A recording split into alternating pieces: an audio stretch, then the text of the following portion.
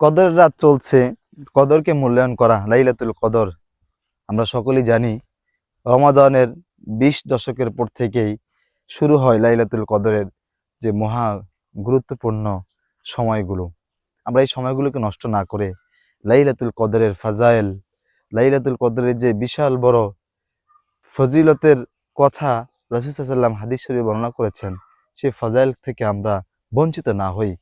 আমরা সময়গুলোকে অযথা অপব্যবহার না করে সময়গুলোকে কাজে লাগাই এবং লাইলাতুল কদরকে আমরা পরিপূর্ণভাবে যেন আমরা পেতে পারি সেজন্য চেষ্টা করা এবং সেজন্য আমরা অপেক্ষা করা।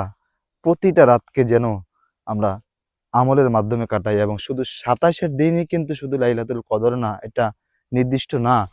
লাইলাতুল কদর কোন দিন সেটা নির্দিষ্ট নয়, কিন্তু এটুকু বলা হয়েছে যে রমাদানের বেজর রাত্রিগুলোতে খুঁজতে বলা হয়েছে। আমরা অনেকে মনে করি যে 27-এর রাত মনে হয় লাইলাতুল কদর, বিষয়টা এরকম নয়। এজন্য আসুন প্রতিটা রাতকে আমরা লাইলাতুল কদর খুঁজি এবং তার নৈকট্যতা হাসিল করি।